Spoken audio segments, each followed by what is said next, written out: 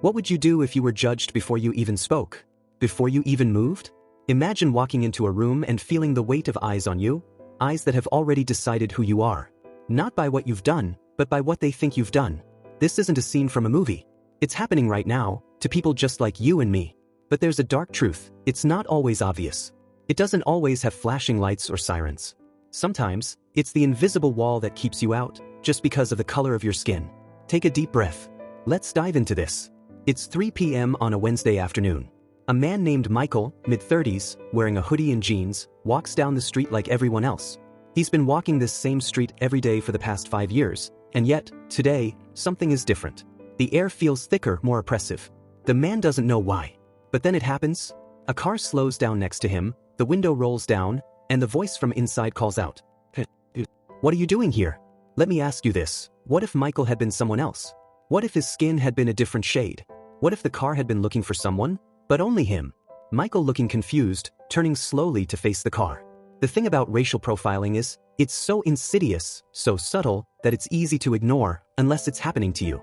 Michael stands there, caught in a moment that feels like an eternity, but it's only a few seconds. The car drives off.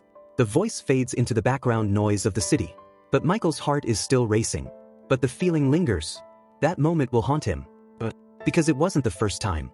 Racial profiling is a cruel game of, you don't belong here. But here's the mind-blowing truth. That voice, the one that almost dismissed Michael, it didn't care who he really was. It didn't see his struggles, his dreams, his humanity. It saw the color of his skin. And here's the kicker. Did you know that every time Michael experiences something like this, his chances of succeeding in life drop a little bit? Not because he's any less capable, but because he's already been judged. This is how racial profiling works. It erodes confidence, it creates fear, it forces people into corners they shouldn't be in. And for what? Because society has decided that his skin color is a dangerous trait. But here's the shocking part. Michael is just one of millions. Every day, people are turned away from opportunities, judged before they even get a chance to show who they really are. And it's not always so obvious. Now, let me ask you something. Have you ever been judged based on your appearance?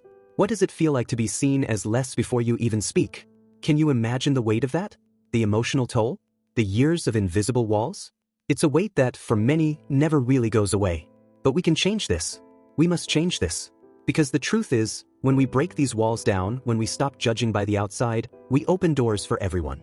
We give every person a chance to step into the light, to be seen for who they truly are, not who we think they are. So, I want you to do something today. I want you to look at the world differently. When you see someone walking down the street, when you see someone you don't understand, pause. Ask yourself, am I judging them for who they are, or for who I think they are? What would you have done in Michael's shoes? Have you ever experienced something like this yourself? Let me know in the comments below. And don't forget to share this video.